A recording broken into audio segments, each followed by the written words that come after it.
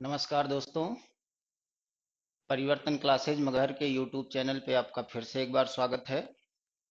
पिछले क्लास में हम लोग मॉडर्न हिस्ट्री स्टार्ट किए थे और इतिहास का एक झलक देखे थे।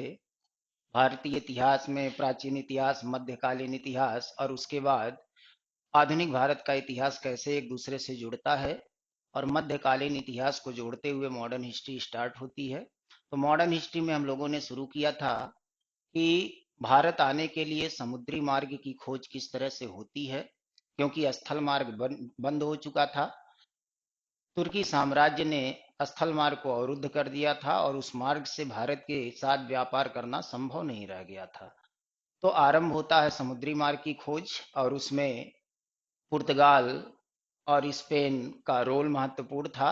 और उस सेगमेंट में हम लोगों ने देखा था पिछले वीडियो में कि सबसे पहले पुर्तगाली आरंभ करते हैं। पुर्तगाल का राजकुमार प्रिंस हेनरी, जिसको द नेविगेटर के नाम से भी जाना जाता है, उसने प्रोत्साहित किया व्यापारियों को और प्रोत्साहन के परिणाम स्वरूप कई व्यापारी तैयार हुए। उसमें सबसे पहले बार्थोलोमो डियाज 1487 ईस्वी में यात्रा के लिए निकलता है और वो अंतरमासा अंतरीय यानी केप ऑफ गुड होप तक पहुंचता है, लेकिन उसके आगे पहुंचना संभव नहीं रहता।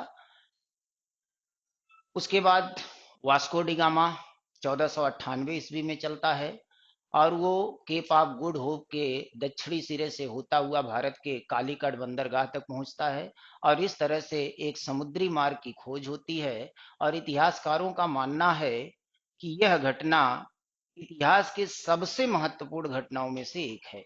यहाँ से भारत का इतिहास एक नई दिशा में जाता है।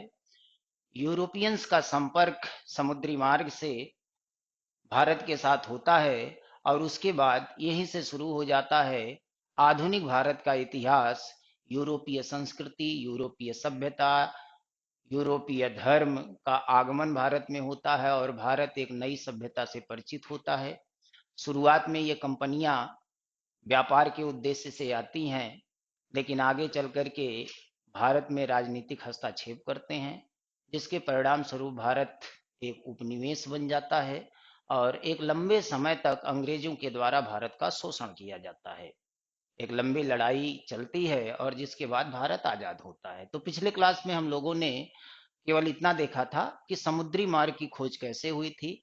आज हम लोग यूरोपीय कंपनियों का क्रम और उनकी आपसी प्रतिस्पर्धा को देखेंगे, क्योंकि ये कंपनियां जब भारत में आती हैं तो ऐसा नहीं है कि शुरुआत से ही ये लोग भारत में राजनीतिक हस्तक्षेप करना शुरू कर देते हैं, ऐसा नहीं है। क्योंकि उस समय 15वीं 16वीं शताब्दी में भारत में एक विशाल साम्राज्य हुआ करता था। लोधी वंश के बाद मुगल वंश आया और मुगल साम्राज्य एक विशाल साम्राज्य था, एक बड़ी सेना हुआ करती थी और कोई भी यूरोपीय कंपनी के पास इतनी शक्ति नहीं थी कि मुगल साम्राज्य के शासकों का, बादशाहों का मुकाबला कर सके। तो ये लोग भारत में केवल और केवल व्यापारिक दृष्टि से आते हैं। शुरुआत में एशिया की यही स्थिति थी। अगर यूरोप और एशिया को देखेंगे तो 15वीं 16वीं शताब्दी तक एशिया यूरोप से कहीं आगे था।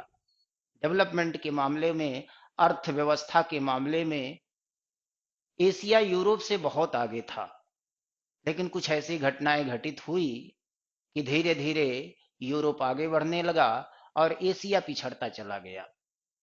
तो यहाँ पर समुद्री मार्ग की खोज की जो घटना है वो भारतीय इतिहास में एक महत्वपूर्ण रोल प्ले करता है। यहाँ से ऐतिहासिक बैकग्राउंड चेंज होगा और एक नई सभ्यता, एक नई संस्कृति के साथ यूरोप की कंपनियां भारत में आएंगी और फिर धीरे धीरे ये लोग व्यापार करना शुरू करेंगे, व्यापारिक एकाधिकार बनाने का प्रयास करेंगे। शुरुआत में पुर्तगाली कंपनियां आई और अगले 100 वर्षों तक इन लोगों ने व्यापार किया। 100 वर्षों तक किसी और की एंट्री नहीं होती है, लेकिन 100 साल बाद फिर डच आते हैं, अंग्रेज आते हैं, स्वीडिश आते हैं, फ्रांसीसी आते हैं, डेनिश आते हैं। ये सारी कंपनियां भारत में व्यापार करना शुरू कर देती हैं और जब ये लोग व्यापार करते हैं तो इनके बीच में आपस में प्रतिस्पर्धा शुरू हो जाती है आपस में कंपटीशन शुरू हो जाता है और कंपटीशन के फलस्वरूप ये लोग आपस में लड़ना शुरू कर देते हैं और इस लड़ाई में लगभग लगभग सारी कंपनियां कमजोर पड़ जाती हैं। केवल ब्रिटेन से आई हुई, इंग्लैंड से आई हुई जो ब्रिटिश ईस्ट इंडिया कंपनी थी, वो सबसे मजबूत स्थिति में बनती है और उसने ही फ्रांसीसियों को हराकर भारत में एक अधिकार, व्यापार के क्षेत्र में एक अधिकार स्थापित कर लिया। और बाद में जब कंपनियों की प्रतिस्पर्धा समाप्त हुई तो फिर भारतीय राजा महाराजाओं को ये लोग आपस में लड़ाकर भारत पे कब्जा करना शुरू कर देते हैं। तो इसका अपना एक आगे का इतिहास है जिसको हम लोग आगे पढ़ने वाले हैं। आगे के वीडियोज में ये स्टेप बाय स्टेप हम लोग आगे बढ़ाएंगे। तो पिछले वीडियो में हम लोगों ने सिर्फ इतना देखा था, हम लोगों ने जो बातचीत किया था वो ये था कि 15वीं शताब्दी में यूरोपीय कंपनियां भारत में क्यों आती हैं, इसके पीछे कारण क्या था। तो उसमें हम लोगों ने चर्चा किया था कि पुनर्जागरण हुआ, पुनर्जागरण के परिणाम स्वरूप वैज्ञानिक आविष्कार हुए। उन वैज्ञानिक आविष्कारों में जो समुद्री मार्ग के लिए सबसे प्रमुख आविष्कार था वो था दिशा सूचक यंत्र। जब तक दिशा सूचक यंत्र नहीं था तब तक समुद्री मार्ग की यात्रा बहुत कठिन थी। दिशा सूचक यंत्र का निर्माण हुआ, विज्ञान के विकास के साथ साथ बड़े बड़े जहाज बनने लगे, नौ परिवहन के क्षेत्र में डेवलपमेंट हुआ, जिसके परिणाम स्वरूप समुद्री यात्रा करना थोड़ा सा सुगम बनने लगा। उसके अतिरिक्त भारत और दक्षिण पूर्व एशिया मसालों का खान था, उस समय भी है, आज भी मसाला अत्यधिक मात्रा में इन क्षेत्रों में उत्पादित होता है। तो यूरोप के लोग मसालों का व्यापार करने के लिए दक्षिण पूर्व एशिया में आते थे, भारतीय क्षेत्र में, भारतीय उपमहाद्वीप में आते थे, क्योंकि यूरोप में अत्यंत ही ठंड पड़ती है और ठंड से स्वयं को बचाने के लिए ये लोग मांस का सेवन अत्यधिक करते हैं और मांस में मसाले का बहुत महत्वपूर्ण रोल होता है, ये तो आप जानते ही हैं। तो मसाला बहुत ही उच्च दामों पर यूरोप के देशों में बिकता था। कहा जाता है कि उस समय सोने के भाव काली मिर्च बिकती थी। काली मिर्च जिसको मसालों का राजा माना जाता है, तो काली मिर्च, एक तूले पे काली मिर्च रखा जाता था और दूसरे तूले पे सोना रखा जाता था। इस भाव से काली मिर्च बिकता था उस दौर में। तो ये लोग मसालों का व्यापार करते हैं। बाद में ये लोग सूती वस्त्रों का भी व्यापार करते हैं, बहुत सारी चीजों का व्यापार करते हैं, लेकिन शुरुआती जो फोकस था वो मसालों पर था। तो सबसे पहले समुद्री मार्ग की खोज हुई और समुद्री मार्ग की खोज करने वाला कौन था? वास्को डिगामा था। कहाँ का रहने वाला था? पुर्तगाली था। तो यहाँ से बनने वाले कुछ प्रश्न बनते हैं। तो आज का जो वीडियो हम लोग आगे बढ़ाएंगे, इसमें अब हम लोग कुछ फैक्ट्स को भी देखते चलेंगे, क्योंकि पिछले वीडियो में हम लोगों ने केवल एक कहानी के रूप में देखा इतिहास को, इतिहास कैसे शुरू होता है, क्या क्या एक दूसरे से हम लोग जोड़ते हैं प्राचीन इतिहास, मध्यकालीन इतिहास और आधुनिक भारत के इतिहास को। तो आज से हम लोग इस पे, इसके फैक्ट्स पे भी चर्चा करेंगे। तो आज से जो लोग भी इसके साथ जुड़े हुए हैं वो लोग कॉपी और पेन निकाल लें, साथ में नोट्स बनाते हुए चलें, जिससे विभिन्न एग्जामों में उनके जो क्वेश्चंस हैं वो आपको सॉल्व हो पाए। तो चलिए हम लोग स्टार्ट करते हैं। जहां से पिछले वीडियो में हम लोगों ने समाप्त किया था वहीं से हम लोग इसको रीस्टार्ट करेंगे, एक झलक लेते हुए पिछले वीडियो का, और जिससे एक दूसरे के साथ जोड़ पाए और पूरी कहानी आपको ठीक से समझ में आ पाए, क्योंकि इतिहास को रटा नहीं जा सकता। इतिहास एक बहुत लंबा सीरीज होता है और खासकर भारत का इतिहास जो लगभग 6000 साल का इतिहास आपको पढ़ना होता है। अगर प्राचीन इतिहास से हम जोड़ लें, इंडस वैली सिविलाइजेशन से लेके अभी तक का, तो इतिहास को रट नहीं सकते। इतिहास की कहानी को समझिए, स्टेप बाय स्टेप किसके बाद कौन सी घटना हुई है, एक दूसरी के घटनाओं को अगर आपस में जोड़ेंगे तो इतिहास को समझना आसान हो जाएगा। और एक बार कहानी माइंड में सेट हो गई तो फिर इतिहास के फैक्ट्स तैयार करने भी आसान हो जाएंगे और इतिहास के जो क्वेश्चन बनते हैं आपके एग्जाम में उसको आप ठीक से सॉल्व भी कर पाएंगे। तो चलिए कॉपी पेन निकाल लीजिए, नोट्स बनाते चलिए। हम आपको कुछ आंकड़े देते चलेंगे, उसका नोट्स बनाते चलिए। और जितने भी वनडे एग्जाम हैं हम प्रयास करेंगे कि वनडे एग्जाम का कोई क्वेश्चन यहाँ से छूट के जाने ना पाए। अगर यहाँ से क्वेश्चन आता है तो उस क्वेश्चन को आप जरूर सॉल्व कर पाए। तो आप लोग कॉपी पेन निकाल लीजिए और कुछ आंकड़ों के साथ हम लोग डिस्कस करते हुए आगे बढ़ेंगे, ठीक है? चलिए, तो पिछले क्लास में हम लोगों ने देखा था यूरोपीय कंपनियों का भारत में आगमन, ठीक ना। यूरोपीय कंपनियां भारत में क्यों आती हैं, इसके प्रमुख कारणों पर सबसे पहले हम लोगों ने चर्चा किया था। और प्रमुख कारण में कई कारण हमने आपको बताया था। आप चाहें तो कॉपी पे इसको नोट करते रहिए, और चाहें तो इसका स्क्रीनशॉट भी ले सकते हैं आप लोग। स्क्रीनशॉट के माध्यम से भी एक पीडीएफ नोट्स आप लोग तैयार कर सकते हैं। तो यूरोपीय कंपनियों के भारत में आगमन का प्रमुख कारणों में पहला कारण हमने आपको बताया था यूरोप में पुनर्जागरण। पुनर्जागरण के विषय में हम लोग चर्चा कर चुके हैं थोड़ा सा, कि पुनर्जागरण का मतलब होता है अंधकार के युग से प्रकाश के युग में आना। चौथी शताब्दी से लेकर के 14वीं शताब्दी तक का यूरोप अंधकार का युग था। चर्च का प्रभाव था, धर्म का प्रभाव था। कोई भी विचारधारा धर्म से आगे नहीं बढ़ सकती थी। धर्म के कसौटी पे कस के ही बातों को आगे बढ़ाया जाता था, यानी पूरी सोच धर्म पे आके अटक जाती थी। धर्म से बाहर ये लोग सोच नहीं सकते थे, इतना प्रभाव था। जैसे मध्यकालीन भारत में आप देख लीजिए, सूफी आंदोलन, भक्ति आंदोलन जिस समय चला था, उस दौर का जो ऐतिहासिक बैकग्राउंड है, जो सोच थी, उसी तरह की सोच यहाँ पर भी है। यूरोपीय पुनर्जागरण का दौर वही दौर है जब लोग तर्क करना शुरू करते हैं। और यहाँ पे पुनर्जागरण क्यों आया यूरोप में, ये यूरोपीय इतिहास का एक हिस्सा है। इस पे कभी बाद में हम लोग चर्चा कर लेंगे। इसमें कुछ धार्मिक एंगल महत्वपूर्ण रोल प्ले करते हैं, क्योंकि शुरुआत में यूरोप में ईसाई धर्म का प्रभाव था, लेकिन जब अरब प्रायद्वीप में इस्लाम धर्म का उदय होता है, तो ईसाई धर्म और इस्लाम धर्म के लोग आपस में लड़ना शुरू कर देते हैं। कारण उसका क्या था? कारण था दोनों धर्म प्रोफिटिज्म पे चलते हैं, पैगंबरवादी विचारधारा के धर्म हैं। और दोनों का मानना है कि मोहम्मद साहब भी एक पैगंबर थे, और ईसा मसीह भी एक पैगंबर थे, जिनको ज्ञान की प्राप्ति हुई और उन्होंने ज्ञान का प्रसार किया। तो कौन सा धर्म श्रेष्ठ है, इसी पे धर्म युद्ध शुरू हो जाता है इस्लाम और ईसाइयों के बीच में, जिसको क्रूसेड के नाम से जानते हैं। यूरोपियन इतिहास में कई क्रूसेड हुए, धर्म युद्ध हुए दोनों के बीच में। और दोनों धर्मों के लोग अपने धर्म को श्रेष्ठ बताने के लिए इस पे रिसर्च करना शुरू किए 13वीं 14वीं 15वीं शताब्दी में। और यहाँ से वैज्ञानिक सोच डेवलप की। गैलीलियो, कोपरनिकस, न्यूटन, इन सारे लोगों ने रिसर्च करना शुरू किया। जब पुनर्जागरण का दौर आया, रिसर्च हुए, नई नई चीजें आई, तब लोग धर्म के चौखट से बाहर निकले कि धर्म ही सब कुछ नहीं है। अगर हम स्वतंत्र रूप से विचार करें तो दुनिया में बहुत सारी चीजें हैं। तो ये पुनर्जागरण का अपना एक दौर रहा है, उस पर बहुत चर्चा हम लोग नहीं करेंगे। बस इतना जान लीजिए पुनर्जागरण के विषय में, पुनर्जागरण का मतलब है खुली सोच। अभी तक सोच संकीर्ण थी। लोग केवल धर्म के चश्मे से सारी चीजों को देखते थे, कि जो धार्मिक पुस्तकों में लिखा है वही सब कुछ है, उससे बाहर कुछ नहीं है।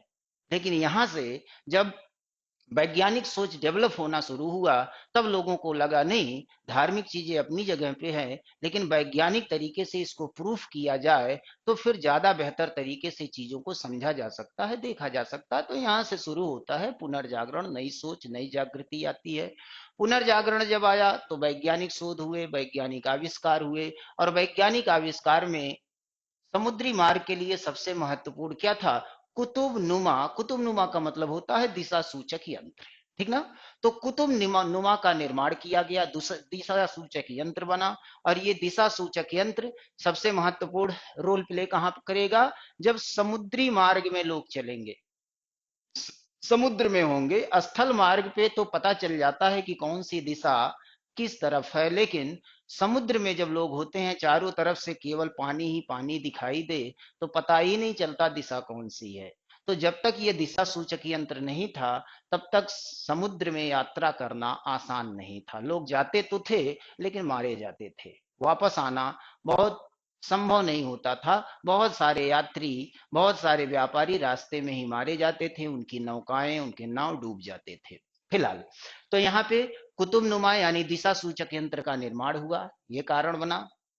मसालों का अत्यधिक प्रयोग, इसके बारे में हम बता चुके हैं कि यूरोप के लोग मसालों का सेवन ज्यादा करते थे, क्योंकि मांस का सेवन ज्यादा करते थे। तो ये लोग मसालों का प्रयोग करते थे। क्यों? क्योंकि ये लोग शीतोष्ण कटिबंधीय क्षेत्र में निवास करते हैं। भौगोलिक दृष्टि से आप देखेंगे तो यहाँ पे अत्यंत ठंड पड़ती है। उसके बाद वैज्ञानिक आविष्कार के परिणाम स्वरूप क्या हुआ? जहाज रानी का निर्माण और नौ परिवहन में प्रगति। पहले छोटी छोटी नौकाएं होती थी, लेकिन जब विज्ञान का विकास हुआ तो बड़े बड़े जलयान बनने लगे। उस पे ढेर सारे लोगों को सवार किया जा सकता था, ढेर सारा सामान लोड किया जा सकता था। तो आवागमन तो होता ही था, साथ में सामानों का जो आयात निर्यात है वो आसान हो गया। तो यहाँ पे जहाज रानी का निर्माण और नौ परिवहन का प्रगति। उसके बाद और क्या कारण था, इसके बारे में हमने चर्चा किया था कि अरबों का स्थल मार्ग पर प्रभुत्व।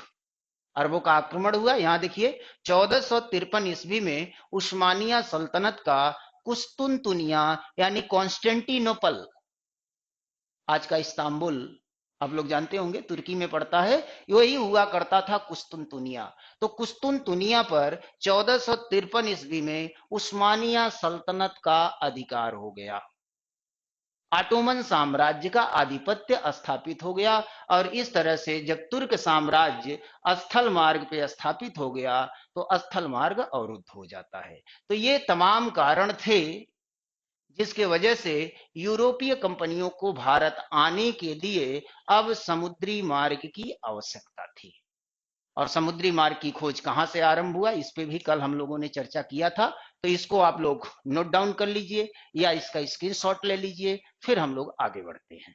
ठीक है।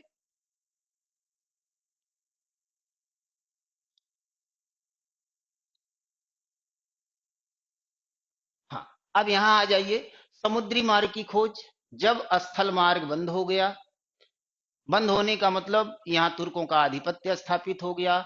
इस मार्ग से आने का मतलब है कि लोग अपना जान जोखिम में डालते, व्यापारी, क्योंकि यहाँ पे डकैती पड़ती थी, यहाँ भारी मात्रा में चुंगी टैक्स देना पड़ता था। तो लगभग लगभग ये मार्ग बंद हो चुका था। तो अब आवश्यकता थी कि समुद्री मार्ग की खोज की जाए। तो इस पे पिछले वीडियो में हम लोगों ने चर्चा किया था कि पुर्तगाल और स्पेन, ये दो देशों ने प्रयास शुरू किया कि समुद्री मार्ग के लिए यात्राएं आरंभ करवाई जाए साहसी लोगों के माध्यम से। तो यहाँ पर सबसे पहले पुर्तगाल में उस समय शासक कौन था? मैनुअल प्रथम था। उनका राजकुमार प्रिंस हेनरी, जिसको द नेविगेटर के नाम से जाना जाता है। तो प्रिंस हेनरी ने प्रोत्साहित किया पुर्तगाल के व्यापारियों को कि आप लोग समुद्री यात्रा पर निकलिए। और इसमें सबसे पहले तैयार कौन होता है? बार्थोलोमो डियाज। इसके बारे में हमने बताया था कि बार्थोलोमो डियाज नामक यात्री सबसे पहले तैयार होता है और 1487 ईस्वी में वो समुद्री मार्ग की खोज के लिए निकलता है। और पहुंचता कहां पे है? Cape of Good Hope, Africa महाद्वीप का दक्षिणी सिरा, सबसे नीचे वाला जो हिस्सा है, यहाँ पर यात्रा करते करते जब ये पहुंचता है तो इसको स्थल मिलता है और इसको लगता है कि हम भारत आ गए। लेकिन सच ये था कि वो भारत नहीं था, बल्कि क्या था? अफ्रीका महाद्वीप का दक्षिणी हिस्सा था। तो यहाँ पे जब वो पहुंचा तो उसको पता चला कि ये भारत नहीं है, भारत जाने के लिए और आगे बढ़ना पड़ेगा। लेकिन उस समय वहां से आगे बढ़ना संभव नहीं था, क्योंकि अत्यंत ही धुंध और कोहरा था। और उस धुंध और कोहरे में अगर ये आगे बढ़ता तो मारा जाता, क्योंकि आज की तरह सबमरीन नहीं हुआ करते थे। उस समय लोग जलयानों से यात्रा करते थे, नौकाओं से यात्रा करते थे, हवा के सहारे वो नौकाएं आगे बढ़ती थी। तो यहाँ पर बार्थोलोमो डियाज यहीं से वापस लौट जाता है। तो जिस स्थल पे ये उतरा था उस स्थल को क्या कहा जाता है? केप ऑफ गुड होप या अंतरमासा अंतरीय के नाम से इसको जाना जाता है। यहां से जब ये वापस चला गया इधर, स्पेन, स्पेन भी पीछे रहने वाला नहीं था। तो जब बार्थोलोमो डियाज यात्रा किया तो स्पेन का भी एक यात्री तैयार हुआ जिसका नाम कोलंबस था। तो ये 1487 में तैयार हुआ था, यात्रा किया था। और ये 1492 ईस्वी में स्पेन से निकलता है समुद्री मार्ग की खोज के लिए, जिससे वो भारत में पहुंच सके या दक्षिण पूर्व एशिया में समुद्री मार्ग से हिंद महासागर होते हुए पहुंच सके। लेकिन ये शुरुआत में ही रास्ता भटक गया। हमने कहा ना कि जब तक दिशा सूचक यंत्र नहीं था बहुत मुश्किल था, दिशा सूचक यंत्र होने के बावजूद ये समस्याएं आ रही हैं। शुरुआत में ही ये रास्ता भटक गया। इसको आना चाहिए था अटलांटिक महासागर होते हुए हिंद महासागर, लेकिन वहीं से वो रास्ता भटक के सीधे और पश्चिम बढ़ गया। और पश्चिम में जब महासागर को पार किया तो उसको एक नया भूखंड मिला, एक नया महाद्वीप मिला। ऐसा महाद्वीप जिसके बारे में यूरोप के लोगों को कुछ पता नहीं था। कोलंबस के पहले कोई जानता ही नहीं था यूरोप में कि इस महासागर के आगे भी दुनिया है। अमेरिका महाद्वीप के विषय में किसी को कोई जानकारी नहीं थी। पहली बार कोलंबस अमेरिका महाद्वीप में पहुंचता है, और जब वो वहां पहुंचा तो उसको एक जनजाति मिलती है जिसको रेड इंडियन कहा जाता है, रेड इंडियन। तो जब रेड इंडियन से मिला कोलंबस, तो उसको लगा कि हम इंडियन से मिल लिए, भारतीयों से मिल लिए, हम भारत में आ गए। लेकिन बाद में उसको पता चला नहीं, ये भारत नहीं है, ये अमेरिका है, और ये यहाँ की जनजाति है रेड इंडियन। तो इस तरह से पहला यूरोपीय था कोलंबस जो अमेरिका महाद्वीप में पहुंचा था। इसीलिए कोलंबस को अमेरिका का खोजकर्ता माना जाता है। कोलंबस ने अमेरिका की खोज किया। भारत की खोज किसने किया? वास्को डिगामा ने बिल्कुल नहीं। वास्को डिगामा ने भारत आने के लिए समुद्री मार्ग की खोज किया, भारत की खोज नहीं किया। भारत तो पहले से विद्यमान था, ठीक ना। लेकिन अमेरिका के विषय में लोग नहीं जानते थे कि महासागर के उस पार भी कोई दुनिया है। तो पहली बार अमेरिका पहुंचने वाला व्यक्ति कौन था? कोलंबस था। तो कोलंबस को अमेरिका का खोजकर्ता माना जाता है। चलिए, इनकी बात हो गई, अब यहां आ जाते हैं। तो Bartholomew Dias Cape of Good Hope तक पहुंच चुका था, आधा रास्ता ढूंढ चुका था, आधे रास्ते की कमी थी कि भारत तक पहुंचा जाए। तो अगला जो यात्री तैयार होता है, ये कौन था? Vasco D gamma. Vasco D gamma नाम भी इन लोगों का उसी तरह का है। तो दो चार बार जब आप बोलेंगे, खासकर जो फ्रेशर स्टूडेंट्स हैं, पहली बार पढ़ रहे हैं या सुन रहे हैं, दो चार बार जब बोलेंगे तो उनको ठीक से बोलने आ जाएगा। तो वास्को डिगामा तैयार हुआ और ये 90 दिनों की यात्रा करता है। आधा रास्ता खोज चुका था, बार्थोलोमो डियाज उसी रास्ते पे आगे बढ़ता है। 90 दिनों की यात्रा किया, अंतरवासा अंतरीय केप ऑफ गुड होप तक पहुंचा। उस केप ऑफ गुड होप के दक्षिणी छोर से होता हुआ, उसको क्रॉस करता हुआ वो आगे बढ़ता है, और आगे बढ़ते हुए पहुंच जाता है भारत। और भारत में 20 मई 1498 ईस्वी को कालीकट के कप्पक डाबू बंदरगाह पर वो पहुंचता है। कालीकट के कप्पक डाबू, ध्यान रखिएगा ये शब्द थोड़ा सा टेढ़ा है, ये वास्तव में एक गांव का नाम था, कप्पक डाबू, ठीक ना। तो यहाँ पर 20 मई 1498 ईस्वी को ये कालीकट पहुंचता है। केरल में ये पड़ता है कालीकट। तो यहाँ पर ये पहुंचता है 20 मई 1498 ईस्वी को। अच्छा, जब ये कालीकट के आसपास में था, चूंकि समुद्र में चारों तरफ पानी है, तो यहाँ भी एक बार ये रास्ता भटक रहा था। ये कालीकट के दिशा में न जाकर के दूसरी दिशा की तरफ जा रहा था। उसी दौरान एक मछुआरा था जिसका नाम था अब्दुल मनीद, गुजराती मछुआरा था अब्दुल मनीद। वो मछली पकड़ने गया हुआ था, समुद्र में काफी अंदर तक चला गया, और उसने देखा कि एक जलयान है जो भटक रहा है, रास्ता वो पा नहीं रहा है। तो ये अपने नौका को आगे बढ़ाता है और जा करके वास्को डिगामा से मिलता है, यानी उसके नौका के पास जाता है और उसको दिशा दिखाता कि बंदरगाह तो इधर है, तुम इधर कहाँ जा रहे हो। तब वास्को डिगामा अपने पोत को मोड़ता है और पहुंचता है कालीकट के बंदरगाह पे। तो इस तरह से कहा जाता है कि गुजराती पथ प्रदर्शक अब्दुल मनीद के सहयोग से वो बंदरगाह तक पहुंच जाता है, ठीक है। जब वो बंदरगाह पर उतरा तो समुद्री मार्ग से भारत में आने वाला यह प्रथम यूरोपियन था। यहाँ का जो शासक था उस समय, जमोरिन नाम का हिंदू शासक था। वो बड़ा प्रसन्न हुआ कि कोई यूरोपीय समुद्री मार्ग से भारत आया है। और फिर क्या था, इस हिंदू राजा जमोरिन के द्वारा स्वागत, इनके द्वारा स्वागत किया गया इस यूरोपियन का, यानी वास्को डिगामा का। दोनों के बीच में अच्छे रिलेशन स्थापित हुए और खुश होकर जमोरिन ने समझौता किया वास्को डिगामा से, और अपने क्षेत्र में जहां तक उसका राज्य का विस्तार था, उस क्षेत्र में खुली छूट दे दी व्यापार करने की, टैक्स फ्री कर दिया इनके लिए। वास्को डिगामा खुल करके व्यापार किए, अपने जलयान पर जितना भी बहुमूल्य धातु लेकर गए थे, सारा धातु खर्च कर दिया और सारा सामान खरीद करके अपने जलयान में रख लिया। उसके बाद ये यहां से वापस लौटते हैं। वापस लौटने के बाद जब ये पुर्तगाल पहुंचे, तो पुर्तगाल में जब सामानों को बेचा तो इनको 60 गुना का लाभ हुआ। 60 गुना। कौन सा बिजनेस इतना लाभ पहुंचाएगा? 3 महीने के अंदर 60 गुना का लाभ। यानी 1 लाख रुपए अगर खर्च किया था वास्को डी गामा ने 3 महीना पहले, तो 3 महीने बाद उसको 60 लाख रुपए प्राप्त होता है। ऐसा कोई बिजनेस हो वर्तमान समय में तो बताइए, कमेंट करके बताइए। अब जब इतना लाभ हुआ तो सोचिए कि जो अन्य व्यापारी थे उनके मन में कितना उत्साह आया होगा।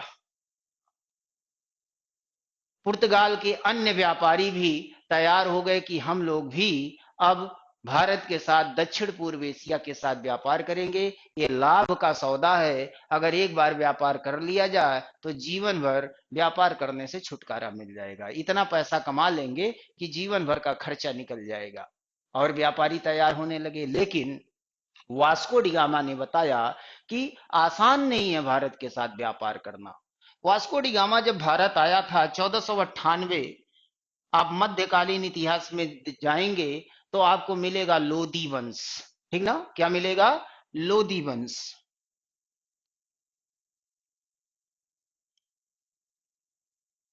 आपको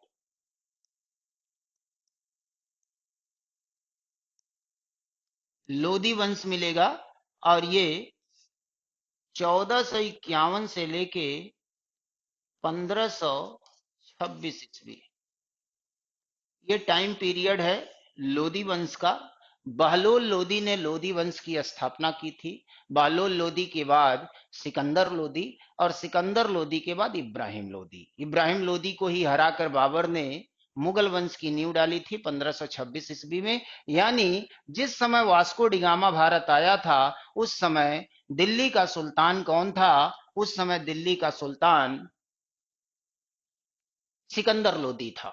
लोदी वंश का शासन था भारत में। तो भारत के व्यापार पर किसका अधिकार होगा? अरब के व्यापारियों का। अरब व्यापारियों का जो कोरोमंडल का क्षेत्र है उस पर व्यापारिक अधिकार था। और ये लोग नहीं चाहते थे कि बाहर के व्यापारी आए और हमारे व्यापार को खराब करें। जैसे आजकल देखते होंगे बंबई में इस तरह की समस्याएं आती हैं। महाराष्ट्र का मुंबई, उत्तर प्रदेश और बिहार के मजदूर वहां जाते हैं और उनके मजदूरी दर को खराब कर देते हैं, ऐसा मानना है महाराष्ट्र के लोगों का। और कभी कभार तो झड़प हो जाती है, झगड़े हो जाते हैं, मारपीट हो जाता है, और कभी कभी उत्तर प्रदेश और बिहार के मजदूरों को वहां से पलायन करना पड़ता है। हालांकि भारतीय संविधान में यह व्यवस्था है कि कोई भी सरकार, कोई भी राज्य की सरकार उनको अपने यहाँ कार्य करने से रोक नहीं सकती। तो सरकार की जिम्मेदारी है कि उनको संरक्षण दे फिलहाल। तो उसी तरह से उस समय की स्थिति यह थी कि जो कोरोमंडल था, कोरोमंडल का मतलब है कि भारत का दक्षिण पूर्व का जो समुद्र तटीय इलाका है, बंदरगाह है, जो व्यापार होता था समुद्री मार्ग से, उसको कोरोमंडल कहा जाता था। तो कोरोमंडल तट क्षेत्र पर अरब व्यापारियों का कब्जा हुआ करता था। चेट्टियार समुदाय के चुलिया मुसलमान वर्ग का व्यापार यहाँ हुआ करता था। और ये लोग नहीं चाहते थे कि अन्य कोई व्यापारी यहाँ आकर हमारे व्यापार को खराब करे। इसीलिए जब कोई बाहर का व्यापारी आता था तो उनको ये लोग टिकने नहीं देते थे, किसी न किसी माध्यम से इनको हटाने का प्रयास करते थे। तो वास्को डिगामा ने बताया कि भारत के साथ व्यापार करना आसान नहीं है, लेकिन जहां लाभ का मुद्दा आता है वहां लोग रिस्क भी लेने के लिए तैयार हो जाते हैं। तो पुर्तगाल ने के व्यापारियों ने कहा कि व्यापार तो हम वहां करेंगे, बेशक हमको युद्ध करना पड़े। और फिर क्या था, पिछले वीडियो में हम लोगों ने इस पे बात किया था। एक व्यापारी तैयार होता है, कहता है कि हम भारत के साथ व्यापार करेंगे, भारत जाएंगे, बेशक हमको युद्ध करना पड़े। और वह युद्ध की मानसिकता के साथ अपनी तैयारी करके भारत में आता है। और उस व्यापारी का नाम क्या था, उस कैप्टन का नाम क्या था, इसके बारे में पिछले क्लास में हम लोगों ने बात किया था। यहाँ देखिए, 1500 ईस्वी में भारतीय व्यापार पर कोरोमंडल वही दक्षिण पूर्व एशिया, सॉरी, दक्षिण पूर्व का समुद्र तटीय क्षेत्र कोरोमंडल, जहां पे चेट्टियार समुदाय का नियंत्रण हुआ करता था व्यापार पर। और ये दक्षिण पूर्व का तटीय क्षेत्र है जो तमिलनाडु और आंध्र प्रदेश का इलाका वर्तमान समय में पड़ता है। ठीक है, तो यहाँ पर दक्षिण पूर्वी तटीय क्षेत्र पर चेट्टियार समुदाय के लोगों का अरब व्यापारियों का नियंत्रण था। तो पुर्तगाल का एक व्यापारी था जिसका नाम था पेड्रो अल्वरेजा कैम्ब्राल। 1500 ईस्वी में यह तैयार हुआ कि हम भारत के साथ व्यापार करने के लिए जाएंगे, अगर हमको युद्ध करना पड़ा तो हम युद्ध करेंगे, लेकिन व्यापार तो करेंगे। तो यहां पर ये 13 जहाजी बेड़े तैयार किया, 1200 लोगों को उस पर सवार किया, हथियारबंद लोगों को सवार किया, युद्ध की मानसिकता के साथ भारत आता है। उसी मार्ग से, मार्ग तो खोजा जा चुका है। अब जब भारत आता है तो अरब व्यापारियों के साथ इसका युद्ध होता है, और इस युद्ध में अल्वरेजा कैम्ब्राल ने अरब व्यापारियों को पराजित कर दिया, उसको विजय प्राप्त हो गई। अब भारत में व्यापार करना आसान हो गया, यानी कोई अड़चन अब आने वाली नहीं है। तो यहाँ पर अच्छा एक चीज और साथ में, ये पेड्रो अल्वरेजा कैम्ब्राल ही है जिसने ब्राजील की खोज किया था। ये यही नहीं रुका, आगे बढ़ा और ब्राजील की खोज किया, और आगे चल के पुर्तगाली भारत से ज्यादा रुचि ब्राजील में लेने लगे थे। ब्राजील से ये लोग मसाला खरीदते थे और यूरोप में ले जाकर के बेचते थे। तो कभी कभी क्वेश्चन यहां से भी बन सकता है कि ब्राजील का खोजकर्ता कौन था, तो आपका उत्तर हो जाएगा पेड्रो अल्वरेजा कैम्ब्राल। तो अब भारत के साथ व्यापार करना आसान हो गया, अरब व्यापारियों का जो एकाधिकार था वो समाप्त हो गया। ठीक ना, ये तो बात हो गई समुद्री मार्ग की खोज किस तरह से किया गया। अब यहां से कुछ क्वेश्चन बनते हैं वनडे एग्जाम में, जो पॉइंट्स हम लोगों ने देखा वहीं से क्वेश्चन बनाएगा। जैसे भारत के साथ व्यापार करने के लिए समुद्री मार्ग की खोज किसके द्वारा किया गया, तो वास्को डिगामा के द्वारा किया गया। ये खोज कब किया गया, 1498 ईस्वी में किया गया। वास्को डिगामा किस देश का रहने वाला था, तो पुर्तगाल का रहने वाला था। पुर्तगाल का वह राजकुमार कौन सा था जिसने समुद्री मार्ग की खोज के लिए प्रोत्साहन दिया था, तो उसका नाम क्या था, प्रिंस हेनरी था, जिसको द नेविगेटर के नाम से जाना जाता है। अगला क्वेश्चन, वास्को डिगामा भारत कब पहुंचा, तो 20 मई 1498 ईस्वी को पहुंचा। भारत के किस बंदरगाह पर पहुंचा, तो कालीकट के बंदरगाह पर पहुंचा। तो इस तरह से बहुत सारे क्वेश्चंस बनेंगे। इसके अलावा अमेरिका की खोज किसने किया था, कोलंबस ने किया था। कब किया था, 1492 में किया था। किस देश का रहने वाला था, तो स्पेन का रहने वाला था। इस तरह से बहुत सारे क्वेश्चंस बनेंगे। तो ये पॉइंट्स अगर आपके पास हैं, आप नोट डाउन करिए उसको अपने कॉपी पर, एक नोट्स तैयार करिए। ठीक ना, इसका स्क्रीनशॉट भी आप लोग ले सकते हैं। तो नोट डाउन करेंगे तो आपका एक नोट्स तैयार होगा जो आगे विभिन्न एग्जामों के लिए आपके लिए उपयोगी होने वाला है। तो यहाँ पर उसके बाद अगला व्यापारी कौन आता है, पेड्रो अल्वरेजा कैम्ब्राल आता है। उसने किसको हराया, अरब व्यापारियों को हराया। व्यापार को आसान किसने बनाया, तो पेड्रो अल्वरेजा कैम्ब्राल ने बनाया। ब्राजील का खोजकर्ता किसको माना जाता है, पेड्रो अल्वरेजा कैम्ब्राल को माना जाता है। तो इस तरह से हम लोगों ने देखा कि किस तरह से भारत के लिए समुद्री मार्ग की खोज हो गई। अब अगला जो पॉइंट हमारा बनता है वो है यूरोपीय कंपनियों के आगमन का क्रम। तो हमने बताया कि शुरुआत में पुर्तगाली आए और अगले 100 वर्षों तक इन लोगों ने व्यापार किया भारत में। 100 वर्षों तक और कोई यूरोपियन कंपनी, यूरोपियन देश के व्यापारी भारत में एंट्री नहीं किए। तो सबसे पहले अगर क्रम में देख, क्रम पूछता है विभिन्न एग्जामों में, यहां से बहुत सारे क्वेश्चन बनते हैं, हर क्वेश्चन पे हम लोग पॉइंट आउट करेंगे। ठीक ना, तो पहले तो क्रम पूछता है, या वो कूट वाला क्वेश्चन दे देता है मिलान करने वाला क्रम में। तो यहाँ पे आपको देखना है सबसे पहले कौन आए, तो सबसे पहले पुर्तगाली आते हैं। ठीक है, पुर्तगालियों के बाद कौन आए, पुर्तगालियों के बाद डच आए। ये डच थोड़ा सा अटपटा शब्द लग रहा होगा आपको, ये डच क्या होता है, डच वास्तव में नीदरलैंड और हॉलैंड के निवासी थे। तो इन लोगों ने मिल करके एक संयुक्त कंपनी ऑफ नीदरलैंड बनाया था, संयुक्त East India Company of Netherland बनाया था। तो उन्हीं लोगों को डच कहा जाता है। तो मूल रूप से ये लोग हॉलैंड और नीदरलैंड के निवासी थे। ठीक, इतना जानिए, बाकी आगे चर्चा करेंगे हम लोग। तो सबसे पहले पुर्तगाली आए, पुर्तगालियों के बाद डच आए, डचों के बाद कौन आते हैं? अंग्रेज आते हैं। अंग्रेज का मतलब क्या है? ब्रिटिशर्स। अंग्रेजों के बाद डेनिस, डेनमार्क के लोग, ये लोग भी आते हैं, ये लोग भी व्यापार करते हैं। डेनिस के बाद फ्रांसीसी आते हैं, फ्रांस के व्यापारी। और सबसे अंत में स्वीडिश आते हैं। ठीक ना? तो इस तरह से ये क्रम आपको जरूर याद रखना है। पुर्तगाली, डच, अंग्रेज, डेनिस, फ्रांसीसी, स्वीडिश, ये क्रम आपको याद होना चाहिए। घुमा फिरा के कई तरीकों से वनडे एग्जाम में यहां से क्वेश्चंस बनाता है। ठीक, तो यूरोपीय कंपनियों के आगमन के क्रम में पुर्तगाली, डच, अंग्रेज, डेनिस, फ्रांसीसी और स्वीडिश, ये लोगों का आगमन हो जाता है। अब यहां से एक और प्रश्न बनता है, महत्वपूर्ण प्रश्न बनेगा, क्या कि ये जो कंपनियां भारत में आई, चाहे पुर्तगाली हो, डच हो, अंग्रेज हो, फ्रांसीसी हो, जो भी हैं, तो इन कंपनियों की स्थापना इनके देश में कब की गई? पहली बात। दूसरी बात, जब ये लोग भारत में आए तो भारत में इन लोगों ने अपनी पहली फैक्ट्री, पहला कारखाना कहां पे और कब स्थापित किया? यहां से खूब ढेर सारे क्वेश्चंस बनते हैं। जितने भी वनडे एग्जाम देखेंगे, अगर यहां से क्वेश्चन बनाएगा तो अक्सर क्वेश्चन यहीं से उठाता है। ठीक ना? कि पुर्तगालियों ने अपना पहला फैक्ट्री कहाँ स्थापित किया था या कब स्थापित किया था, समय और स्थान का नाम पूछ लेता है। वही स्थिति डच में होगा, वही अंग्रेज में होगा, फ्रांसीसियों में होगा। तो इस तरह से यहाँ पे प्रश्न बनेगा। तो इस प्रश्न का उत्तर सबसे पहले हम लोग जान लेते हैं। ठीक है, चलिए इसको आप लोग नोट डाउन कर लीजिए या इसका आप एक स्क्रीनशॉट ले सकते हैं। ठीक है, चलिए आगे देखते हैं। तो इसके लिए हमने एक डायग्राम बनाया है, इसको तैयार करना आपके लिए आसान हो जाएगा। ऊपर है भारत में व्यापारिक फैक्ट्री। ठीक ना? यहाँ फैक्ट्री शब्द भी यूज किया जाता है, ध्यान रखिएगा। फैक्ट्री शब्द भी यूज किया जाता है, कारखाना शब्द भी यूज किया जाता है, या कोठी शब्द भी यूज किया जाता है। तो कंफ्यूजन में मत रहिएगा कि फैक्ट्री अलग है, कारखाना अलग है, कोठी अलग है, सबका मतलब एक है।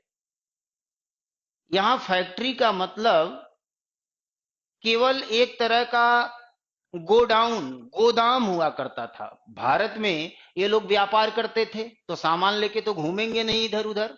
तो जो व्यापार करते थे किसी एक जगह पे लाके स्टोर करेंगे ना, और स्टोर करने पे जब ढेर सारा सामान हो जाता था तब उसको जलयानों पे लादते थे और फिर समुद्री मार्ग से लेके जाते थे यूरोप। तो जिस स्थान पर ये लोग अपना सामान स्टोर करते थे उसी को व्यापारिक फैक्ट्री, व्यापारिक कारखाना या व्यापारिक कोठी, जो भी कह लीजिए। ठीक ना? तो चलिए देखते हैं। तो पुर्तगाली सबसे पहले आए, कब आए थे? 1498 ईस्वी में वास्को डी गामा आया था। कोई कंपनी नहीं बनाता, लेकिन ये मान लिया जाता कि कंपनी की स्थापना 1498 में हो गई। वास्को डी गामा सबसे पहले भारत में आया, और जब वो भारत में आया तो भारत के साथ व्यापार किया, व्यापार करने के बाद वापस चला गया 1498 में। और वापस जाने के बाद ध्यान रखिएगा, एक बात और ध्यान रखिएगा कि वास्को डी गामा एक ऐसा व्यापारी, एक ऐसा यात्री है जो भारत में 3 बार आया था। 1498 में आया, वापस चला गया, 60 गुना का फायदा लेके गया।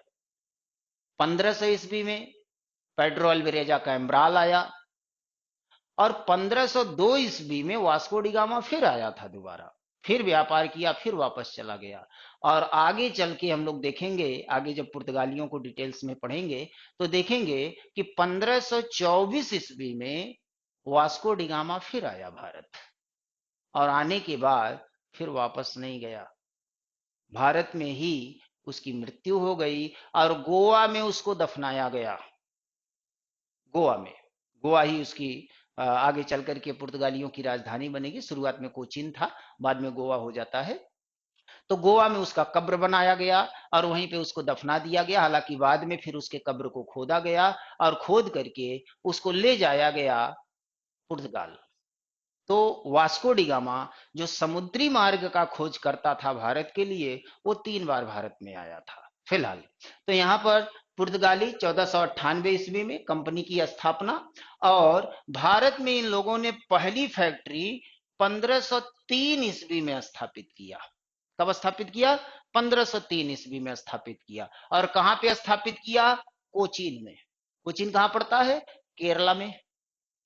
तो ये हो गया पुर्तगालियों के द्वारा कंपनी की स्थापना और भारत में पहली फैक्ट्री। तो भारत में पहली फैक्ट्री 1503 में स्थापित किया गया, और कहां पे स्थापित हुआ? कोचीन में स्थापित किया गया। ठीक, दूसरे नंबर पे आ जाते हैं। दूसरा है डच। डच आते हैं 1602 ईस्वी में। देखिए, हमने कहा था ना, अगले 100 सालों तक भारत में कोई अन्य देश के व्यापारी नहीं आए। तो 1498 में पुर्तगाली आए थे, 1602 ईस्वी में डच ईस्ट इंडिया कंपनी की स्थापना हुई। तो हो गया ना 100 साल, 100 साल से ज्यादा हो गया। तो 100 सालों तक भारत पे व्यापारिक एकाधिकार यूरोपियंस में किसका था? पुर्तगालियों का था। ठीक ना? तो यहाँ पे 1602 ईस्वी में डच ईस्ट इंडिया कंपनी की स्थापना हुई। ठीक ना? संयुक्त East India Company of Netherland के नाम से उसको जाना जाता है, आगे डिटेल्स नाम बताऊंगा। तो यहाँ पे 1602 ईस्वी में इसकी स्थापना हुई, और इन लोगों ने अपनी पहली फैक्ट्री 1605 ईस्वी में स्थापित किया। 1605 ईस्वी में। और कहां पे? मसूलीपट्टम। इस नाम से तो परिचित होंगे। आजकल कहां पड़ता है ये? मसूलीपट्टम, पूर्वी तट, आंध्र प्रदेश। ठीक ना? तो इन लोगों ने अपनी पहली फैक्ट्री 1605 ईस्वी में मसूलीपट्टम में स्थापित किया। ठीक है? 100 साल के अंतराल के बाद ये लोग भारत आते हैं, पुर्तगालियों के आने के 100 साल बाद। ठीक, आगे बढ़ते हैं। अगला है अंग्रेज, जो सबसे महत्वपूर्ण, सबसे इंपॉर्टेंट होने वाला है हमारे मॉडर्न हिस्ट्री के लिए, क्योंकि आगे अंग्रेजों का ही उपनिवेश बनेगा भारत। अभी आपसी लड़ाइयां होंगी, आगे देखेंगे इन चीजों को। तो यहाँ पे अंग्रेज, British east India company, British east India company की स्थापना कब हुई? 1600 ईस्वी में। लंदन के कुछ व्यापारियों के द्वारा संयुक्त रूप से कंपनी बनाई गई, जिसको ब्रिटिश ईस्ट इंडिया कंपनी के नाम से जाना जाता है। तो 1600 ईस्वी में यह कंपनी स्थापित हुई, और इन लोगों ने भारत में अपना पहला कारखाना बनाना शुरू किया सूरत में। सूरत कहां पड़ता है? गुजरात, आजकल गुजरात का हिस्सा है। ठीक है? तो यहां पर 1608 ईस्वी में इन लोगों ने सूरत में अपनी पहली फैक्ट्री बनाना शुरू किया, लेकिन मुगलों के साथ कुछ विवाद हो गया। और जैसा कि हमने बताया था कि भारत में एक बहुत ही मजबूत एम्पायर था मुगल साम्राज्य का। इन लोगों के सामने ये कंपनियां प्रतिवेदक बन के आई थी, प्रार्थना करती थी कि हमको यहां व्यापार करने दिया जाए। भारत में तो स्थिति ठीक थी। भारत के जो मुगल बादशाह थे, इन लोगों ने इनका स्वागत ही किया, अपने दरबार में इन लोगों का सम्मान किया। लेकिन जब ये लोग चाइना में जाते हैं, तो चाइना में और मजबूत साम्राज्य था। और चाइना में जब ये लोग पहुंचते हैं, तो चाइना के शासकों ने नियम बनाया था कि अगर हमारे देश में व्यापार करना चाहते हो, तो हमारे दरबार में 3 बार घुटने टेको और 9 बार मत्था टेको, उसके बाद व्यापार कर सकते हो। मतलब हमारे अंडर में व्यापार करना होगा। इस तरह का साम्राज्य था एशिया में। 16वीं शताब्दी तक, 17वीं शताब्दी तक एशिया बहुत मजबूत स्थिति में था। यूरोप कहीं नहीं था एशिया के मुकाबले। यहाँ की जो जीडीपी थी बहुत आगे थी। हालांकि उस समय जीडीपी जैसा कोई कॉन्सेप्ट नहीं था। जीडीपी तो आता है द्वितीय विश्व युद्ध के बाद। लेकिन उस समय की इकोनॉमी अगर आप देखेंगे, तो एशिया की जो इकोनॉमी है, भारत और चाइना की इकोनॉमी को केवल अगर जोड़ ले, तो यूरोप की इकोनॉमी से आगे थी। तो भारत में ये कंपनियां जब आती हैं, तो दादागिरी नहीं कर सकती थी। ये लोग प्रतिवेदक बन के भारत में आते हैं कि हमको थोड़ा सा व्यापार कर लेने दिया जाए। तो अंग्रेज आते हैं, 1600 ईस्वी में कंपनी की स्थापना करते हैं और 1608 में सूरत में अपनी पहली फैक्ट्री बनाना शुरू करते हैं, लेकिन हो जाता है विवाद, और इस विवाद की वजह से इस फैक्ट्री पे रोक लगा दी जाती है मुगलों के द्वारा। कोई फैक्ट्री नहीं बना सकते, कोई कारखाना नहीं बना सकते, कोई कोठी नहीं बना सकते। अब बेचारी क्या करें। तो दक्षिण भारत में हमने बताया था कि मुगल साम्राज्य पूरे उत्तर भारत में फैला हुआ था, केवल दक्षिण भारत के कुछ इलाकों में ये लोग नहीं थे, बाकी लगभग लगभग पूरे भारत में थे। तो दक्षिण भारत में 1611 ईस्वी में इन लोगों ने अपनी फैक्ट्री बना के खड़ी कर दी, जबकि ये फैक्ट्री जो 1608 में शुरू हुआ था बनना, विवाद के चलते 1613 ईस्वी में जाके पूर्ण हुई थी। अब एग्जाम में एक कंफ्यूजन क्रिएट हो जाता है कि अगर एग्जाम में ये क्वेश्चन पूछ ले कि अंग्रेजों के द्वारा भारत में पहली फैक्ट्री कब और कहां स्थापित की गई, तो स्टूडेंट्स में कंफ्यूजन हो जाता है कि हम सूरत को सही आंसर करें या मसूलीपट्टम को सही आंसर करें, 1608 को सही आंसर करें या 1611 को सही आंसर करें। तो देखो भाई, अभी तक जितने क्वेश्चंस यहां से बने हैं वनडे एग्जाम में, जब भी ऐसा क्वेश्चन पूछा है तो इन दोनों में से एक ही ऑप्शन दिया है, या तो सूरत मिलेगा या तो मसूलीपट्टम मिलेगा, और जो मिल जाए वही आपका सही आंसर हो जाएगा।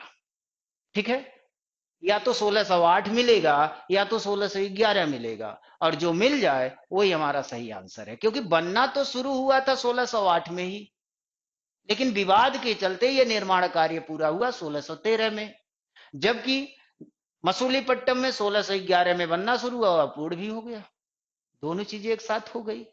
तो यहाँ पे अगर क्वेश्चन बनेगा तो सूरत अगर ऑप्शन में मिल गया तो सूरत सही, अगर मसूलीपट्टम ऑप्शन में मिल गया तो मसूलीपट्टम सही। फिलहाल चलिए आगे बढ़ते हैं, इस पे डाउट मत रखिएगा, कोई डाउट नहीं है, बस एक लाइन में जो मिल जाए वही हमारा सही हो जाएगा। ठीक, आगे बढ़ते हैं।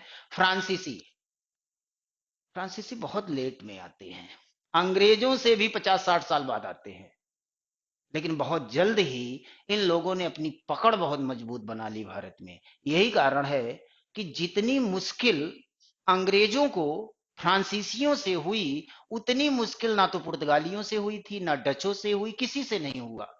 जितनी भी कंपनियां भारत में आई थी उसमें सबसे कठोर मुकाबला अंग्रेजों का अगर किसी के साथ हुआ तो फ्रांसीसियों से हुआ था। एक समय तो ऐसा था, लगता था कि फ्रांसीसी इन अंग्रेजों को ही भगा देंगे, लेकिन कुछ ऐसी घटनाएं हुई जिसकी वजह से फ्रांसीसी कमजोर पड़े और फिर धीरे धीरे फ्रांसीसियों का पतन हो गया, अंग्रेज हावी हो जाते हैं। तो सबसे अंत में आते हैं फ्रांसीसी। 1664 ईस्वी में फ्रांसीसी ईस्ट इंडिया कंपनी की स्थापना हुई।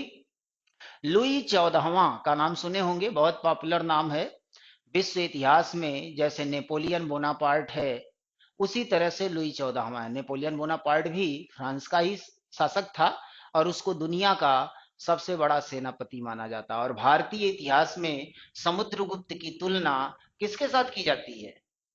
किसके साथ? बिल्कुल, समुद्रगुप्त। ऐसा क्यों? क्योंकि नेपोलियन बोनापार्ट अपने जीवन काल में जितने भी युद्ध लड़े थे सारे युद्ध में विजयी हुआ था। केवल अंतिम युद्ध हार गया था नेपोलियन वाटरलू के मैदान में, बाकी सारे युद्ध में वो विजयी हुआ था और लगभग लगभग 10 साल के अंदर पूरे यूरोप पे विजय हासिल कर लिया था। 10 साल के अंदर पूरा यूरोप जीत लिया और कहा करता था कि हमारी थल सेना अजेय है, थल सेना का मुकाबला करने वाला कोई नहीं, और था भी नहीं उस समय कोई। नौसेना में कमजोर था नेपोलियन बोनापार्ट, इसी कारण वह यूरोप में ब्रिटेन पर कब्जा नहीं कर पाया, बाकी पूरे यूरोप पे उसने कब्जा कर लिया था। रूस, भारत जैसे कई देश उसमें आ जाएंगे, सबसे बड़ा क्षेत्रफल वाला देश है, उस समय भी हुआ करता था। रूस पर भी उसने मास्को अभियान चलाया था और मास्को अभियान के तहत रूस पे भी कब्जा कर लिया था। तो लगभग लगभग पूरे यूरोप पे उसका कब्जा 10 साल के अंदर हो गया था। वही स्थिति भारत में समुद्रगुप्त की रही है। अगर आप प्राचीन इतिहास में जाएंगे गुप्त वंश में, तो चंद्रगुप्त प्रथम का उत्तराधिकारी उसका पुत्र समुद्रगुप्त था। और समुद्रगुप्त अपने जीवन काल में जितने भी युद्ध लड़े, 9 युद्ध उसने उत्तरापथ में लड़ा था और 11 युद्ध दक्षिणापथ में लड़ा था, और सारे युद्धों में विजयी हुआ था समुद्रगुप्त। इसीलिए समुद्रगुप्त की तुलना एक इतिहासकार हैं स्मिथ, उन्होंने नेपोलियन बोनापार्ट से की है फिलहाल। तो यहाँ पर फ्रांसीसी ईस्ट इंडिया कंपनी की जब स्थापना हुई 1664 में, उस समय फ्रांस का शासक लुई 14वां हुआ करता था। लुई 14वां का एक स्लोगन बहुत प्रसिद्ध है इतिहास में। वो कहा करता था, आई एम द स्टेट, मैं ही राज्य हूं। इसका क्या मतलब हुआ? ये पॉलिटिकल साइंस जब आप लोग पढ़ते हैं तो उसमें बताया जाता है, आई एम द स्टेट मतलब शासन सत्ता की सारी शक्तियां मुझ में निहित है, हमारे अंदर ही सारी शक्तियां निहित, हम उससे बाहर कुछ भी नहीं है। यानी एक तरह का तानाशाही वाला राजतंत्र स्थापित करने वाला वो शासक था। तो यहाँ पे लुई 14वां के समय में उसका एक मंत्री हुआ करता था कॉलबर्ट। कॉलबर्ट ने ही फ्रांसीसी ईस्ट इंडिया कंपनी की स्थापना की थी।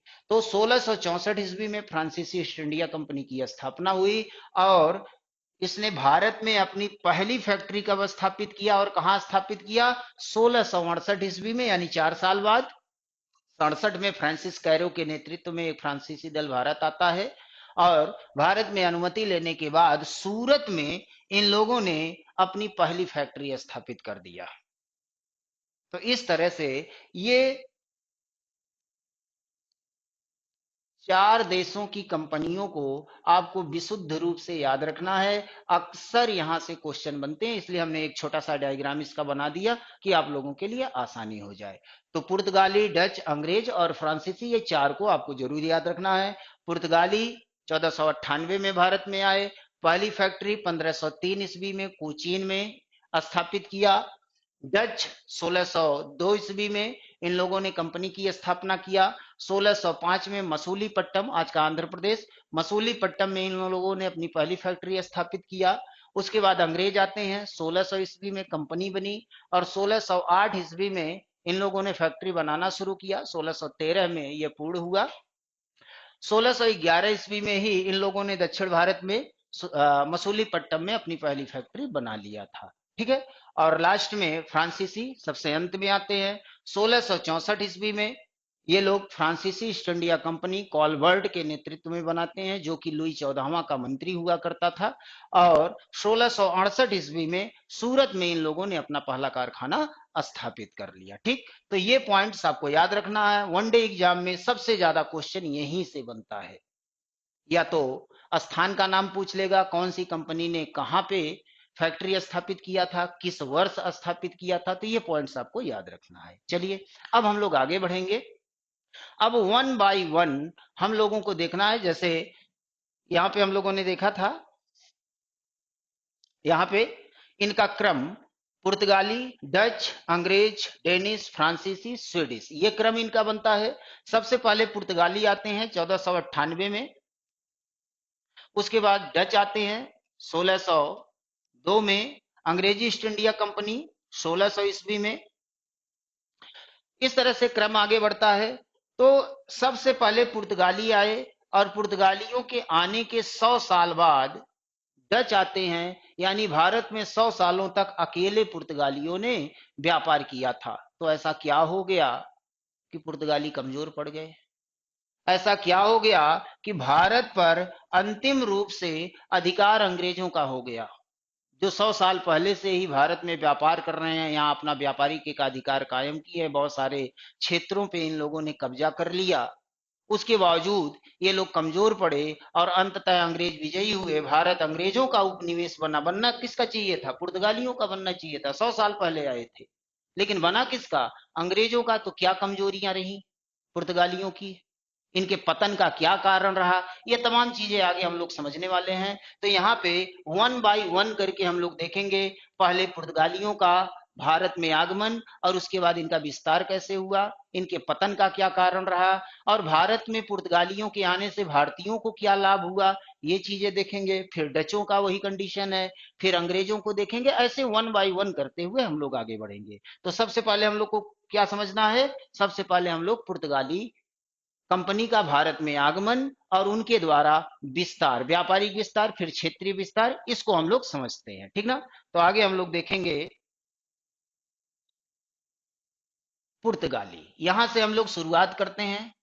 पहले पुर्तगाली पढ़ेंगे, फिर डच पढ़ेंगे, फिर अंग्रेज पढ़ेंगे, फिर फ्रांसीसी पढ़ेंगे। इस तरह से करते हुए आगे बढ़ेंगे। तो चलिए, पॉइंट आउट करके हम लोग इसको नोट कर दिया है, इसको देखते रहिए। आप लोग कॉपी और पेन लिए ही हैं, तो आप लोग इसको नोट करते रहिएगा, ठीक ना। ये आपके लिए महत्वपूर्ण होने वाला है।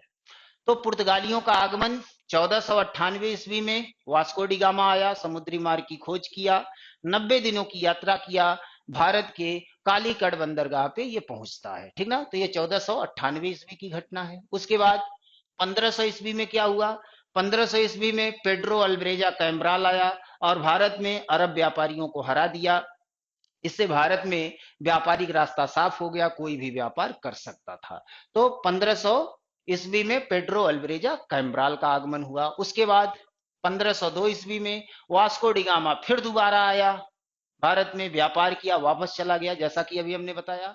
तो वास्को डिगामा 3 बार भारत आया, 1498 ईस्वी में, 1502 ईस्वी में, और सबसे लास्ट में 1524 ईस्वी में, और यहीं पे उसकी मृत्यु हो जाती है, गोवा में उनको दफनाया जाता है। तो ये 1502 ईस्वी की घटना हो गई। आगे 1503 ईस्वी, देखिए वन बाय वन बढ़ रहा, धीरे धीरे ये लोग अब आगे बढ़ रहे हैं।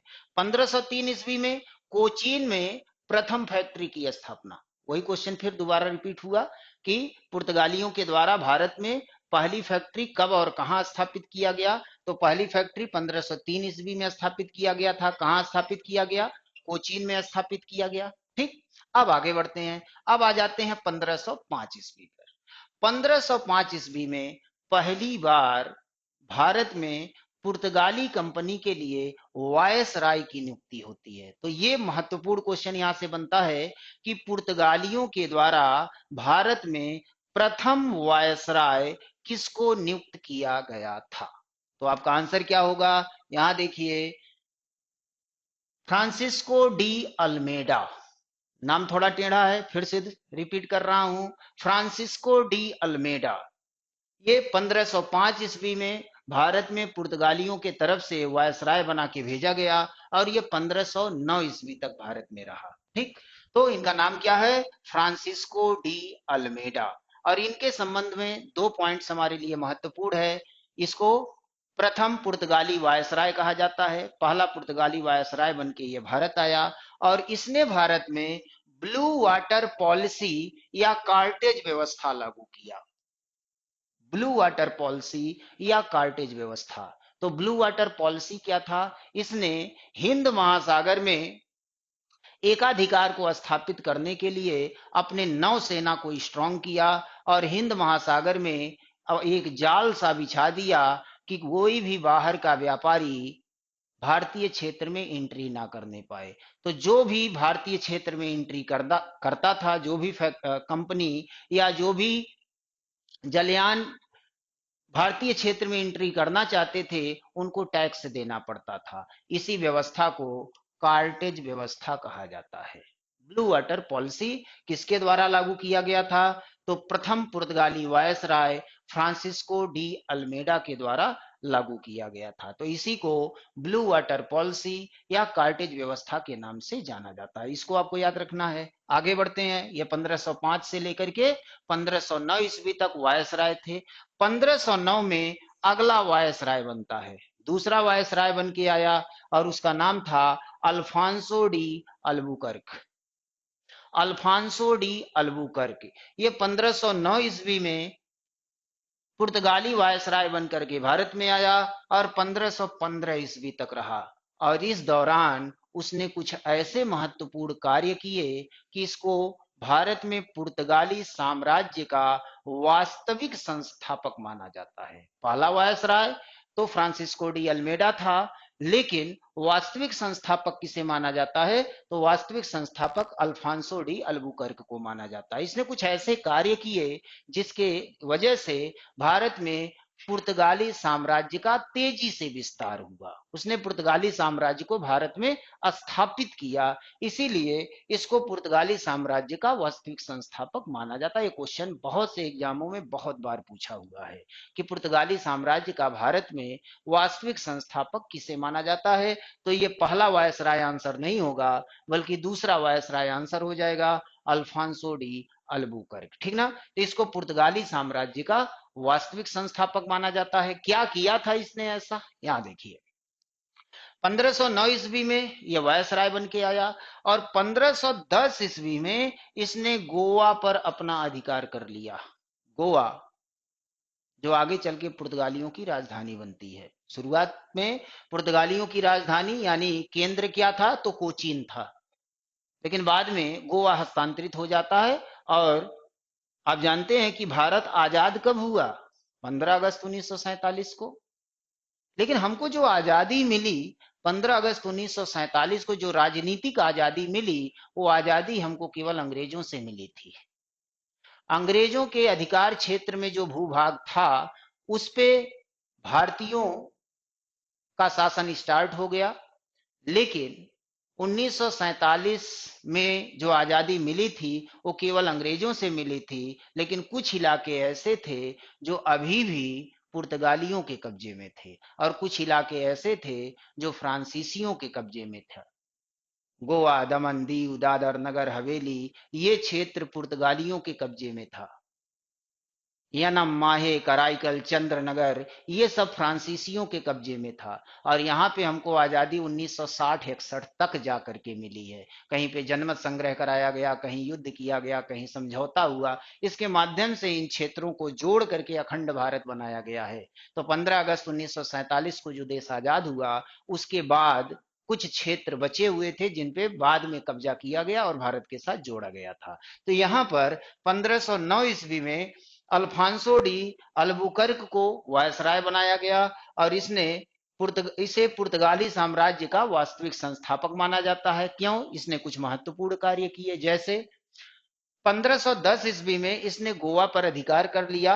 और ये गोवा किसके कब्जे में था? ये गोवा बीजापुर के शासक आदिल शाह के कब्जे में हुआ करता था। उन्हीं से युद्ध करके पुर्तगालियों ने गोवा पर कब्जा कर लिया। ठीक ना? दूसरा महत्वपूर्ण कार्य अल्बुकर्क का, 1511 ईस्वी में इसने, दो नाम है, मलक्का और हुरमुज पर अधिकार कर लिया। ये मलक्का और हुरमुज क्या था? यहां देखिए, ये दक्षिण पूर्व एशिया का व्यापारिक मंडी हुआ करता था। दक्षिण पूर्व एशिया का फारस की जो खाड़ी है वहां पर यह व्यापारिक मंडी हुआ करता था। इसी रास्ते से सारे व्यापार आयात निर्यात होते थे। और यहां नियंत्रण करने का मतलब है कि हिंद महासागर और अरब सागर में व्यापारिक एकाधिकार स्थापित कर लेना। तो यहाँ पर मलक्का और हुरमुज के व्यापारिक मंडियों पर जो अधिकार कराया था वो अल्बुकर्क ने कराया था। इसीलिए इसको पुर्तगाली साम्राज्य का वास्तविक संस्थापक माना जाता है। ठीक, कुछ और कार्य किए गए इसके द्वारा, उसको देख लेते हैं। आगे देखिए उसने और क्या किया। उसने पुर्तगाली सेना में भारतीयों की नियुक्ति की। वो जानता था कि अगर मजबूत सेना होगी तभी हम यहाँ पर अस्थायी रूप से रह सकते हैं। तो भारतीयों को इसमें नियुक्त करना शुरू कर दिया। साथ ही साथ पुर्तगाली सैनिकों को भारतीय स्त्रियों से विवाह करने के लिए भी प्रोत्साहित किया कि जब वैवाहिक संबंध बन जाएंगे तो भारतीयों के साथ तालमेल बैठाना आसान हो जाएगा। और जिस देश में हम रह रहे हैं उस देश के लोगों के साथ अगर हमारा तालमेल नहीं होगा तो हम लंबे समय तक टिक नहीं पाएंगे। तो इसीलिए इसने पुर्तगाली सैनिकों को भारतीय स्त्रियों के साथ विवाह करने के लिए प्रोत्साहित किया था। तो ये तमाम कारण थे जिसके वजह से अल्बुकर्क को भारत में पुर्तगाली साम्राज्य का वास्तविक संस्थापक माना जाता है। चलिए आगे बढ़ते हैं, आगे इनका विस्तार होता जाएगा। 1529 ईस्वी में एक नया वायसराय आता है जिसका नाम है नीनू डी कुन्हा। नाम थोड़े टेढ़े टेढ़े हैं तो दो तीन बार बोलेंगे ठीक से याद हो जाएगा। नीनू डी कुन्हा ये वायसराय बन के आया 1529 में और 1538 ईस्वी तक ये भारत में रहा। और इसके द्वारा जो सबसे महत्वपूर्ण कार्य किया गया वो 1530 ईस्वी में इसने कोचीन के स्थान पर गोवा को पुर्तगालियों की राजधानी बना दिया और अंतिम तक 1961 तक, देखिए कितना लंबा टाइम है, 1530 से 1961 तक पुर्तगालियों की राजधानी गोवा रहा और गोवा पे कब्जा बना रहा पुर्तगालियों का। बाकी स्थानों को तो छोड़ दिया पुर्तगालियों ने, लेकिन गोवा नहीं छोड़ा था। उसके पीछे कुछ भौगोलिक कारण थे। गोवा का जो भौगोलिक स्थिति है वो बिल्कुल यूरोप की तरह है। आप गोवा जाएंगे तो देखेंगे कि वहां का जो माहौल है वो यूरोपियन तर्ज पे विकसित किया था पुर्तगालियों ने, इसीलिए उसको वो छोड़ना नहीं चाहते थे। तो 1961 तक इन लोगों का कब्जा था। तो 1530 ईस्वी में नीनू डी कुन्हा ने कोचीन के जगह पे गोवा को पुर्तगालियों की राजधानी बना दिया। ठीक है। 1534 ईस्वी में, अब ध्यान दीजिएगा, अब ये लोग दक्षिण से धीरे धीरे आगे बढ़ेंगे और ये पूर्व की तरफ जाएंगे और सारी कंपनियां जाएंगी अंत में पूर्व की तरफ। और कहां पर? बंगाल में। बंगाल, कलकत्ता वही व्यापारिक केंद्र बनेगा, वहीं से सत्ता नियंत्रित होगी, अंग्रेजों के द्वारा भी शासन सत्ता वहीं से आरंभ की जाएगी। आगे हम लोग पढ़ेंगे, बंगाल का जो गवर्नर जनरल बनेगा उसी के अधीन बंबई का गवर्नर जनरल और मद्रास का गवर्नर जनरल कार्य करेगा। ठीक ना। तो अब ये लोग धीरे धीरे बंगाल की तरफ आगे बढ़ेंगे। तो 1534 ईस्वी में बंगाल के शासक महमूद शाह ने पुर्तगालियों को चटगांव और सतगांव में फैक्ट्रियां खोलने की अनुमति प्रदान कर दी। तो क्वेश्चन क्या बनेगा? क्वेश्चन बनेगा कि पुर्तगालियों के द्वारा बंगाल में पहली फैक्ट्री कब और कहां स्थापित किया गया? तो उत्तर क्या होगा? 1534 में। कहां पर? चटगांव और सतगांव में। ठीक है। तो इस तरह से ये लोग अपना विस्तार करते रहे और लंबे समय तक भारत में ये लोग व्यापार करते रहे, क्षेत्रों पे कब्जा भी किया। 1961 तक पुर्तगाली गोवा दमन दीव पर शासन करते रहे। ठीक ना। तो ये एक क्रम रहा, इस तरह से इनका विकास क्रम चला। अब प्रश्न ये बनता है कि जब ये लोग सबसे पहले आए, सबसे लंबे समय तक रहे, तो आखिर ये लोग कमजोर क्यों पड़ गए, इनका पतन क्यों हुआ? पुर्तगालियों का भारत में पतन का क्या कारण रहा?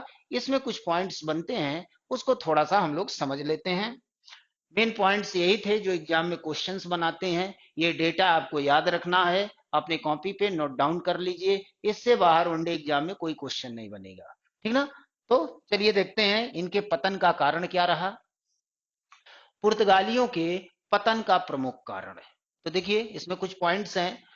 पहला कारण माना जाता है भारतीय जनता के प्रति धार्मिक असहिष्णुता की भावना। पुर्तगाली जब आए तो अपने साथ पोप और पादरियों को भी लेकर के आए और ईसाई धर्म का प्रचार प्रसार करने लगे, जो भारतीयों को पसंद नहीं था, ना हिंदुओं को ना मुसलमानों को।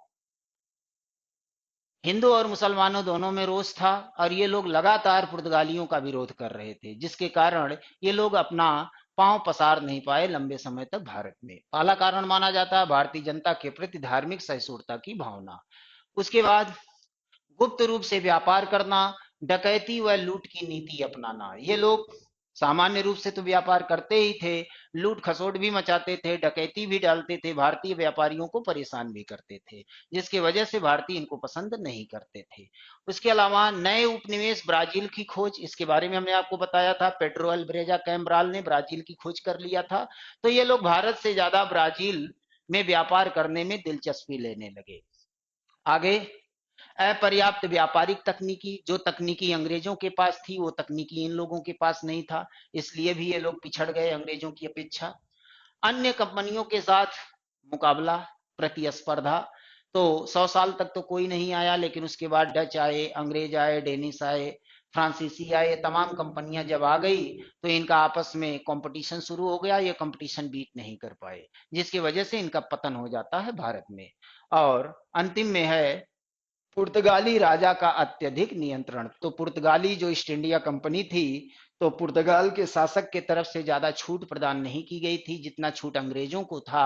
ब्रिटिश ईस्ट इंडिया कंपनी के लोगों को उतनी छूट इनको नहीं मिली थी, जिसकी वजह से इनका पतन हो जाता है।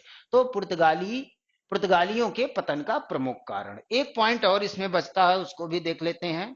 अंतिम है पुर्तगालियों की भारत को देन। पुर्तगाली आए, भारत में लंबे समय तक रहे, भारत में व्यापार किया, लाभ कमाया, लेकिन भारतीयों को क्या लाभ दिया? पुर्तगालियों को से भारतीयों को क्या लाभ हुआ। तो इसमें दो तीन पॉइंट्स महत्वपूर्ण है जो एग्जाम में क्वेश्चन पूछता है। तो इसमें देखिए पहला पॉइंट है भारत में प्रिंटिंग प्रेस लाना। इसके पहले प्रिंटिंग प्रेस नहीं था भारत में। प्रिंटिंग प्रेस लाने वाले कौन थे? पुर्तगाली थे। पहला प्रिंटिंग प्रेस 1556 ईस्वी में गोवा में लगाया गया था। तो ये क्वेश्चन बहुत बार पूछा है, विभिन्न वनडे एग्जामों में पूछा है। ये पॉइंट्स आपको जरूर याद रखना है कि भारत में प्रिंटिंग प्रेस लाने वाले कौन थे? पुर्तगाली थे। पहला प्रिंटिंग प्रेस कहाँ लगाया गया? तो गोवा में लगाया गया। कब लगाया गया? 1556 ईस्वी में लगाया गया। ठीक। दूसरा पॉइंट, भारत का जापान के साथ व्यापार आरंभ। तो पुर्तगाली जब भारत आए तो केवल भारत में ही थोड़ी रुके, ये दक्षिण पूर्व एशिया और आसपास के देशों में भी व्यापार करने लगे। तो ये लोग व्यापार करते करते पहुंच गए जापान तक। तो भारत के व्यापारी भी जापान के संपर्क में आए और उन व्यापारियों के साथ भारतीय व्यापारियों का संपर्क हुआ और भारत का व्यापार उनके साथ होने लगा। इसके पहले जापानियों के साथ हमारा व्यापार नहीं होता था। उसके अलावा भारत में तंबाकू की खेती, ये तो सबसे महत्वपूर्ण है। आज तंबाकू का सेवन और तंबाकू का उत्पादन दोनों में बड़ी अच्छी मात्रा में भारत के मिल जाएंगे। तंबाकू का सेवन करने वाले भी और तंबाकू का उत्पादन भी। तो तंबाकू लाने वाले लोग कौन थे? ये पुर्तगाली थे।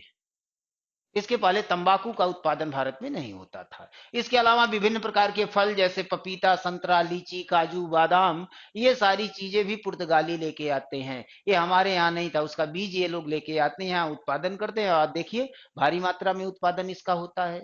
तो ये है कि पुर्तगालियों के आने से भारत को क्या लाभ हुआ। तो ये कुछ लाभ आपके सामने है। तो इस तरह से पुर्तगालियों का भारत में आगमन हम लोगों ने पूरा कर लिया।